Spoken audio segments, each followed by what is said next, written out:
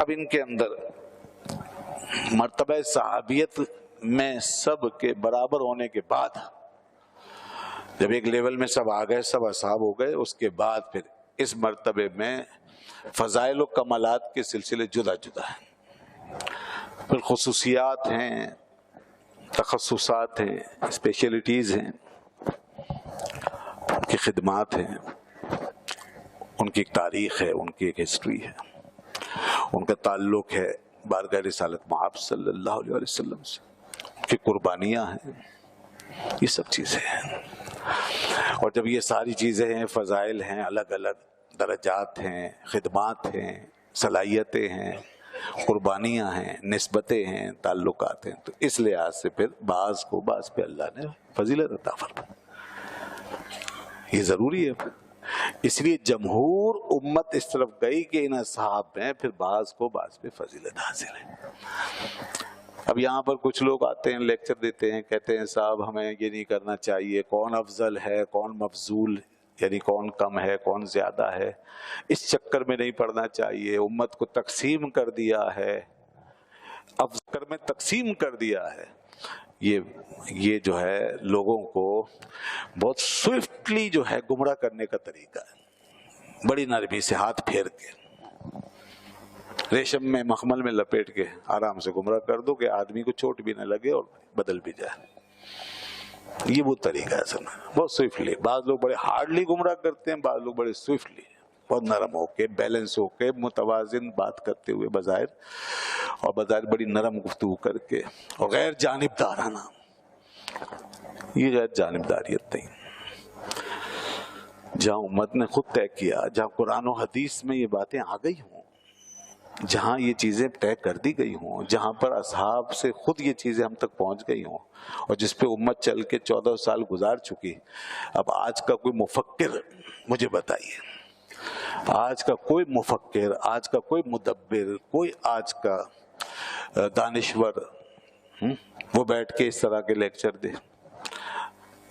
تو بھائی پھر تو ہماری عقل پہ حیرت ہے کہ جہاں ایک طرف یہ سب کچھ ہے اور وہاں اس کے مقابلے میں ایک آدمی بیٹھا ہوا ہے، اس پہ ایمان لے آئے، اس کی عقل و دانش پہ ایمان لے آئے، اور یہ پوری امت کی جو اجتماعی عقل و دانش تھی اس کو چھوڑ دیا۔ اسی لیے ہم ادھر ادھر لڑکتے رہتے ہیں۔ تو یہ باتیں کچھ بڑی سوئفٹ ہوتی ہیں، بڑی نرم ملائم، ہماری عقلوں کو بھا جاتی ہیں اور ہمیں ایک دم اپیل کرتی ہیں، اٹریکٹ کرتی ہیں، تو ہم اس سے متاثر ہوئے۔ نہیں، ذرا سا انصاف سے کام، تھوڑا سا انصاف سے کام، اور وہ یہ کیا یہ میٹر طے شدہ ہے کہ نہیں؟ کیا صحابہ کرام کے زمانے سے یہ بات نہیں آ رہی کہ ہم میں سے بعض سے افضل ہیں؟ اچھا، اور جو زیادہ چالاک لوگ ہوتے ہیں نا، وہ انہی میں سے کسی کے دامن کو پکڑ کے پھر اور شور مچاتے ہیں کہ دیکھو جی ہم تو جناب بس ان کے ماننے والے ہیں، ہم تو ان کے ماننے والے ہیں، تاکہ یہ تاثر نہ ہو کہ یہ کہیں خلاف تو نہیں ہے صحابہ کرام، تو وہ کسی کے دامن پکڑ کے زیادہ جناب جوش میں آ کر کے پھر اپنی اس طرح کی چیزیں لوگوں میں انجیکٹ کرتے رہتے ہیں آہستہ آہستہ۔ تو بھئی یہ سب اس قسم کے دین کے اندر یہ سارے جو ہیں لوگ اپنے اپنے فارمولے آزماتے ہیں اور اپنے اپنے تجربات کر کے ہمیں اپنے راستوں پہ چلانے کی کوشش کرتے ہیں۔ بھلائی اسی میں یہ کہ جو چیزیں اب تک لکھی ہوئی آ رہی ہیں وہ سب وہی حق ہے، اور جس پر امت قائم ہے وہ حق ہے۔ دیکھیے حضرت علی رضی اللہ عنہ سے پوچھا، محمد بن حنفیہ ان کے بیٹے نے، حضرت محمد بن حنفیہ رضی اللہ عنہ جو سیدنا علی مرتضی رضی اللہ عنہ کے بیٹے ہیں، ان سے پوچھا کہ اے ابا جان یہ بتائیے ای الناس خیر بعد النبی صلی اللہ علیہ وآلہ وسلم، اور یہ حدیث بخاری میں موجود ہے، بخاری شریف میں حدیث موجود ہے۔ وہ پوچھتے ہیں آپ یہ بتائیے کہ نبی صلی اللہ علیہ وآلہ وسلم کے بعد سب سے افضل کون ہے؟ ای الناس خیر بعد النبی صلی اللہ علیہ وآلہ وسلم، تو انہوں نے بغیر کسی تعامل کے فرمایا ابو بکر، ابو بکر، قال ابو بکر، کوئی تردد نہیں، کوئی تعامل نہیں۔ نہ یہ والا لیکچر دیا انہوں نے. ارے بھائی کس چکر میں پڑ گئے؟ افضل مفضول کے چکر میں پڑ گئے. یہ خواہ خواہ کی لڑائی ہے. یہ کچھ لوگ اصل میں اپنی تقریریں گرم کریں گے, کچھ لوگ اصل میں اپنی دکانیں چمکائیں گے. تم کس چکر میں پڑ گئے؟ چھوڑو ان باتوں کو, دین لو. یہ کوئی بنیادی باتیں تھوڑی ہیں, یہ کوئی ایسے عقیدے تھوڑی ہیں توحید رسالت اور آخرت جیسے. یہ نہیں کہا انہوں نے.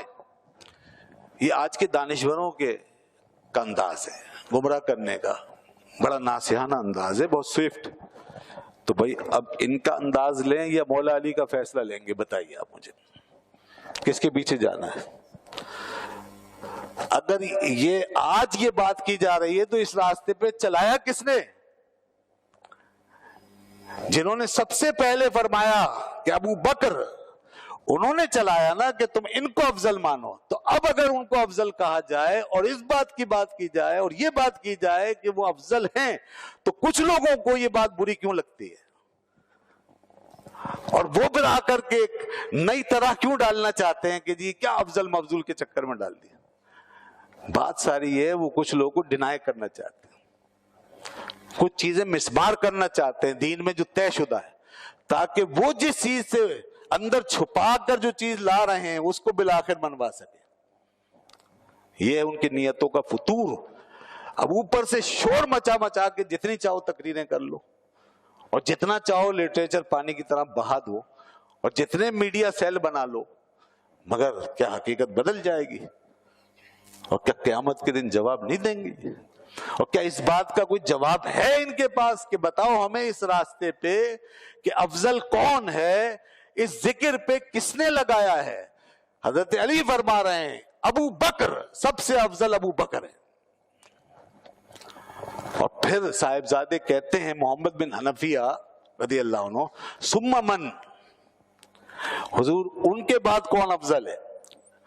نبی کریم صلی اللہ علیہ وسلم کے بعد سب سے افضل پھر کون ہے؟ پھر بغیر تردد کے فرمایا قال عمر, فرمایا عمر جناب. اور اس کے بعد محمد بن حنفیہ کہتے ہیں کہ پھر مجھے اس بات کا خوف ہوا, خشیت ان یقول عثمان, کہ اب عثمان کا نام لیں گے, اب عثمان کا نام لیں گے. تو میں نے کہا ثم انت, میں نے ذرا پیش قدمی کر کے کہا ثم انت, پھر آپ ہیں. تو انہوں نے عاجزی کے طور پہ فرمایا, یہ جملہ عاجزی پہ مشتمل ہے, فرمایا ما انا الا رجل من المسلمین, میں تو مسلمانوں میں سے ایک عام آدمی ہوں. بڑی عاجزی سے تواضع سے ارشاد فرمایا.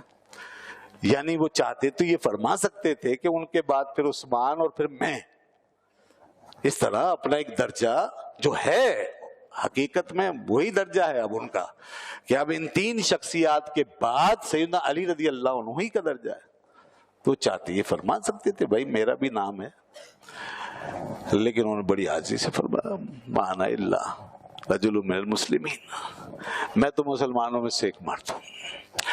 تو یہ طے کر دیا نا انہوں نے کہ حضرت ابوبکر صدیق رضی اللہ عنہ سب سے افضل ہیں اور ان کے بعد حضرت عمر رضی اللہ عنہ سب سے افضل ہیں.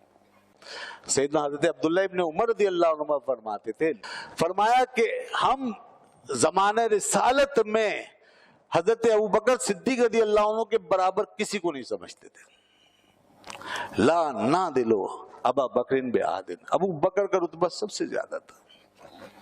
پھر اس کے بعد حضرت عمر ان کے برابر کسی کو نہیں سمجھتے تھے, اور پھر اس کے بعد عثمان غنی رضی اللہ عنہم اجمعین, ان کے برابر ہم کسی کو نہیں سمجھتے. یہ حضرت عبداللہ ابن عمر رضی اللہ عنہ نے خود فیصلہ کیا, اور جب کہا ہم, تو وہ ہم سے مراد تمام اصحاب کی بات کر رہے ہیں. ثم نترک اصحاب رسول اللہ صلی اللہ علیہ وسلم, پھر ہم رسول اللہ صلی اللہ علیہ وسلم کے اصحاب کو چھوڑ دیتے, لا نفاضل بینہم, اور ان کے درمیان پھر ہم یہ بات نہیں کرتے تھے, پھر افضلیت کی بات ہم نہیں کرتے تھے, پھر ہم یہ نہیں کہتے تھے کہ فلاں فلاں سے افضل ہے.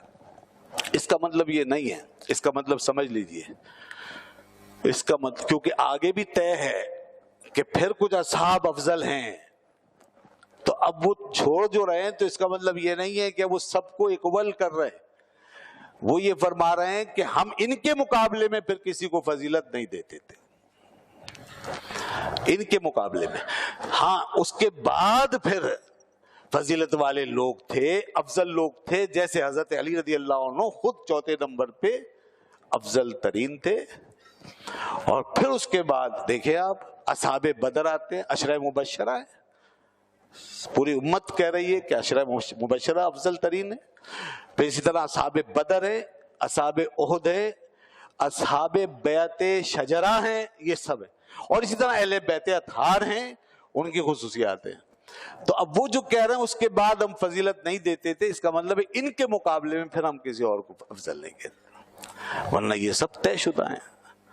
اور یہ سارے رتبے اور یہ مراتب اور درجات قرآن مجید میں بھی آ چکے اور احادیث مبارکہ میں بھی آ چکے، اور پھر اصحاب نے ان کو اسی طرح لے لیا اور سمجھ لیا۔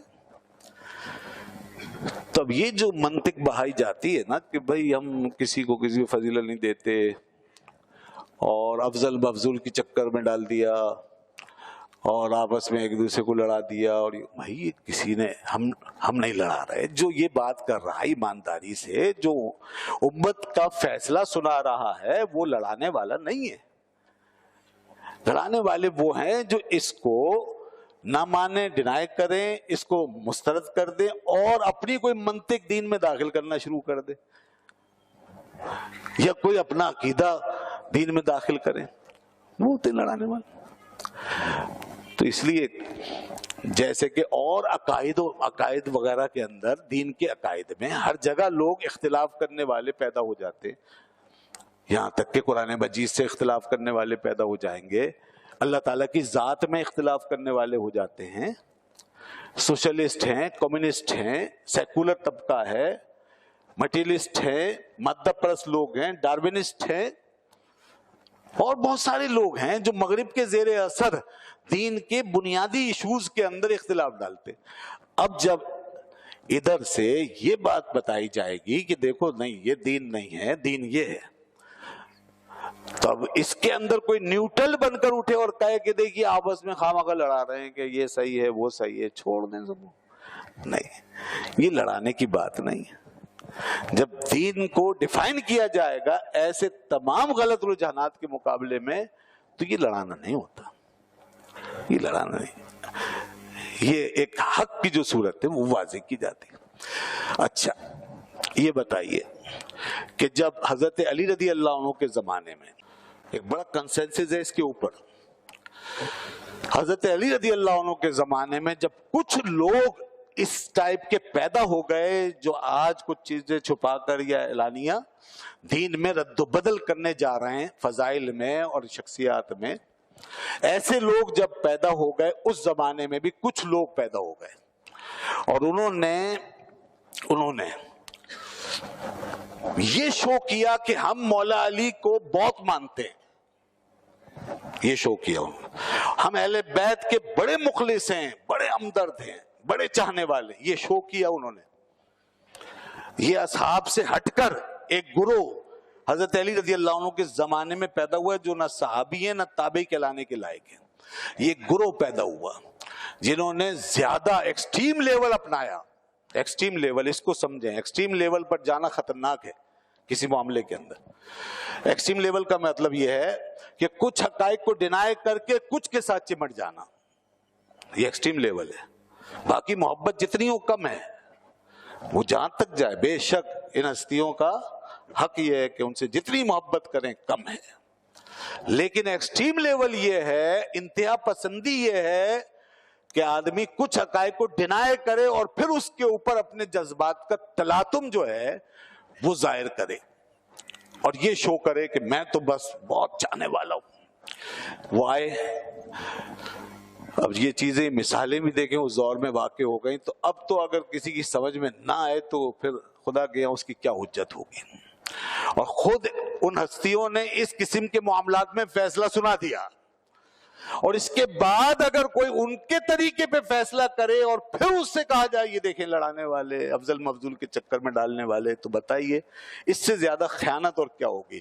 اور ان کا لیول کیا ہے ماننے کا، کہ حضرت علی رضی اللہ عنہ نے فرمایا جب انہوں نے اس ایکسٹریم لیول پہ آ کے بات کی اور انہوں نے کہا، لوگوں نے یہ کہا کہ آپ جو ہیں وہ شیخین سے افضل ہیں. آ گیا وہ مسئلہ، آپ شیخین سے افضل ہیں، ابو بکر و عمر سے افضل ہیں.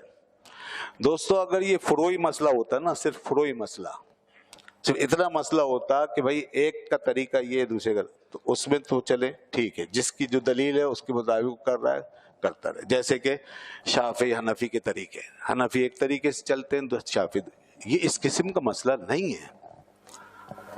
مسئلے میں فرق ہے. یہ اس قسم، یہ عقیدے کا مسئلہ ہے، یہ ایمان کا مسئلہ ہے. یہ ایک حق ہے کسی کا جو اللہ نے اس کو دیا ہے. یہ حق ہے کس کا؟ جس کو اللہ نے افضل بنایا ہے، جس کو رسول اللہ صلی اللہ علیہ وسلم نے ایک مقام پر بٹھایا ہے، اس کا حق ہے. اور جب کسی کا حق ہو اور وہ حق ایمان کے ساتھ جڑا ہوا ہو تو پھر اس کو محض شخصیت پہ تول کے اس کو ایمان سے الگ نہیں کرنا چاہیے. یہ نہیں سمجھنا چاہیے شخصیتوں کا مسئلہ ہے محض، نہیں. تو اب جب لوگوں نے یہ بات کی کہ آپ افضل ہیں تو حضرت علی رضی اللہ عنہ نے پھر بڑا سخت ایکشن لے لیا. جی پھر ایکشن لیا. جب ایسے لوگ پہلے تو پوچھتے تھے تو وہ بتا دیا کرتے تھے، لیکن جب کچھ لوگوں نے باقاعدہ اس کے اندر تعدی کی، زیادتی کی اور اپنی حد سے آگے بڑھ گئے اور باقاعدہ ماننے اور منوانے لگے لوگوں کو، تو حضرت مولا علی رضی اللہ عنہ نے کوڑا اٹھا لیا اور فرمایا لا تفضلونی علی الشیخین. یہ ہیں وہ الفاظ جو تاریخ کی ہر کتاب میں لکھے ہوئے. فرمایا لا تفضلونی علی الشیخین، مجھے شیخین پر فضیلت مت دو، مجھے شیخین یعنی ابو بکر و عمر رضی اللہ عنہما پر افضل قرار مت دینا، خبردار. اور اب آگے جو فرمایا وہ یہ کہ اگر تم باز نہیں آئے تو اب میرے پاس اختیار ہے اور تم یہاں تک پہنچ چکے ہو تو میں تمہیں مفتری کذاب کی سزا دوں گا اور یہ کوڑا لے کے تمہاری پٹائی کروں گا. اب بتائیے جناب، اب کیا کہیں گے کہ افضل مفضول کا چکر کس نے شروع کیا؟ کیا یہی والی منطق وہاں بھی ہونی چاہیے تھی؟ اور کیا ان کو یہ کہنا چاہیے تھا ان کی طرح کہ نہیں چھوڑو ان باتوں کو، کون کس سے افضل ہے اللہ جانتا ہے، ٹھیک ہے تم اپنی طریق پہ چلو، کوئی اپنے طریق پہ چلے، جو جس کو مانتا ہے مانتا ہے. نہیں یہ نہیں ہوگا. یہ دین کا مسئلہ ہے، یہ ان ہستیوں کے حق کا مسئلہ ہے جو اللہ کی طرف سے حق پا چکے ہیں اور اس کے پیغمبر کی طرف سے، آقا دو جہاں کی طرف سے حق پا چکے ہیں. حضرت علی رضی اللہ عنہ نے یہ فیصلہ کیا، اسی پہ مرتب ہوا تھا نظام خلافت. یہ چیزیں معلوم تھی ان کو، ورنہ تو بڑا ٹائی پڑ جاتا، بڑا کانفلکٹ ہو جاتا. سب سے پہلا مسئلہ یہ پیش آیا کہ رسول اللہ صلی اللہ علیہ وسلم کے بعد ہمارا امیر و خلیفہ کون ہوگا اور خلافت کے منصب پر کسے فائز کیا جا سکتا ہے. تو سبحان اللہ، قربان جائیں حضرت مولا علی رضی اللہ عنہ کے اس فیصلے کے. اللہ نے ان کو جو تدبر عطا فرمایا، سب نے اتفاق کیا، مگر حضرت علی رضی اللہ عنہ نے جو بات کی ہے وہ بات ایمان کی دنیا میں خوشبو کی طرح پھیل گئی. یہ ایمان کی خوشبو ہے جو انہوں نے پھیلا دی ہے. اب جس کے اندر یہ خوشبو نہیں گئی اس کا ایمان خوشبودار نہیں ہے. یہ ایمان کی خوشبو ہے جو مولا علی کے زبان مبارک سے نکلی ہے. تو حدیثیں سنانے والے ان کی خوشبو تو اپنائیں پہلے. کہ یہاں پر جو آپ جب یہ کہتے ہیں کہ سیدنا علی رضی اللہ عنہ کی یہ شان ہے، بے شک ہے، مگر انہوں نے جو خوشبو اور جو ایسنس پیدا کیا ہے اس کو بھی تو لے لو اور اس کو بھی اپناؤ. اور وہ یہ کہ فرمایا کہ لوگوں اس بات میں کیا تردد ہے، جس ذات کو یعنی خلافت کے معاملے میں فیصلہ فرما رہے ہیں، فرماتے ہیں کہ جس ذات کو رسول اللہ صلی اللہ علیہ وسلم نے ہماری نمازوں کا امام بنا دیا، جس کو حضور نے فرمایا ہو اپنی غیر موجودگی میں کہ ابو بکر کو کہیں کہ لوگوں کو نماز پڑھائیں، ابو بکر سے کہیں مرو ابا بکر نہیں یصلی بالناس، ابو بکر سے کہو کہ لوگوں کو نماز پڑھائیں. بعض لوگوں نے عرض کی حضور وہ رقیق القلب ہیں، نرم دل ہیں، وہ نہیں کھڑے ہو سکیں گے. حضور نے فرمایا نہیں، ابو بکر کو کہو کہ وہ نماز پڑھائیں. پھر عرض کی گئی یا رسول اللہ وہ بڑے نرم دل ہیں، وہ رو پڑیں گے. فرمایا نہیں، ابو بکر کو کہو کہ وہ نماز پڑھائیں. یہ بات بار بار اللہ کے رسول نے فرمائی. بھئی اگر برابری والا فلسفہ ہوتا تو حضور وہیں فرماتے کبھی ان سے بڑھا لو کبھی ان سے بڑھا لو، سب برابر ہی تو ہیں. لیکن کیوں بار بار کہا؟ اور پھر آگے کیا فرمایا؟ میں حضرت علی رضی اللہ عنہ کا ارشاد ابھی مکمل کرتا ہوں، لیکن یہیں پر رک کر تھوڑا سا اور سمجھیے تاکہ ایمان تازہ ہو. رسول اللہ صلی اللہ علیہ وسلم فرمایا کہ سن لو، نہ اللہ راضی ہوگا اس قوم سے، نہ اللہ راضی ہو سکتا ہے، نہ مومن راضی ہو سکتا ہے جس قوم میں ابو بکر ہوں اور کوئی دوسرا امام بن جائے. بالکل نہیں، اللہ بھی راضی نہیں ہے ان سے اور مومن بھی راضی نہیں ہوں گے. اس بنیاد پہ حضرت علی رضی اللہ عنہ نے فرمایا کہ جس شخص کو رسول اللہ صلی اللہ علیہ وسلم نے ہماری نمازوں میں امام بنایا تھا تو کیا وہ دنیا کے امور میں ہمارا امام نہیں بنے گا؟ کیا خلافت کا اہل اس کے علاوہ کوئی ہو سکتا ہے؟ جو ہمارے دین میں امام ہے وہی ہماری دنیا کا امام بھی ہے. یہ استدلال کر کے فرمایا. تو لوگ اس بات کو کیوں نہیں لیتے؟ علی علی کرتے ہو تو حضرت علی کی بات بھی تو مانو، حضرت علی کی بات بھی تو مانو. ایمان عرفان کی بات کرتے ہو اور جو ایمان وہ دے رہے ہیں اس سے کیوں بھاگتے ہو؟ جو ایمان وہ دے رہے ہیں اس ایمان کو تو لو. تو بھلا ایسے تمہارے کر لینے سے کیا ایمان کے تقاضے پورے ہو جائیں گے؟ جب تک کہ ان سے ایمان نہیں لے لو گے، جب تک ان سے دین کا یہ سینس حاصل نہیں کر لو گے، یہ شعور، اس وقت تک تمہارے ان جذبات سے کچھ بھی نہیں ہوگا. تو اس لیے انہوں نے فیصلہ فرما دیا کہ جو ہمارے دین میں امام تو وہ ہماری دنیا. اللہ اللہ. تو بہت ساری باتیں. سیدنا حضرت ابوبکر صدیق رضی اللہ عنہ کا مقام صحابہ کرام میں سب سے بلند ہے. یوم صدیق اکبر منایا جا رہا ہے اس مہینے کی مناسبت سے پوری دنیا میں، اور یہ باتیں بیان ہوتی ہیں اور ہونی چاہیے اور ضروری ہیں. اگر نہیں ہوں گی، یہ باتیں بیان نہیں ہوں گی تو آج یہ جتنے ایسے لوگ ہیں نا جو گھس رہے ہیں غلط نظریات لے کے اور اپنے اپنے جذبات دکھا کر کے اور نعرے لگا لگا کے اور شور مچا، یہ اس امت کے دین ایمان کو تباہ کر دیں گے. یہ خود مولا علی تک نہیں پہنچ سکے، آپ کو کیا پہنچائیں گے؟ یہ خود اہل بیت تک نہیں پہنچ سکے، آپ کو کیا پہنچائیں گے؟ اس لیے سیدنا امام باقر رضی اللہ عنہ نے جو اہل بیت اطہار کے سرخیل اور امام ہیں، اولاد علی ہیں، وہ فرماتے تھے لوگ ہماری محبت کی بات کرتے ہیں اور شیخین کو برا بھلا کہتے ہیں. تو سن لیں کہ اگر انہوں نے شیخین کو نہیں مانا اور ان کے بارے میں بدگوئی کرتے ہیں یا بدگمانی تو ہمارے ساتھ ان کا کوئی تعلق نہیں. ہم ان سے بری ہیں، ہم ان سے بری ہیں، ہم ان سے بری ہیں. مولا علی نے کوڑا اٹھا لیا تھا اور ان ہستیوں نے یہ بات بیان فرمائی، اور ایسی بہت سی مثالیں موجود ہیں.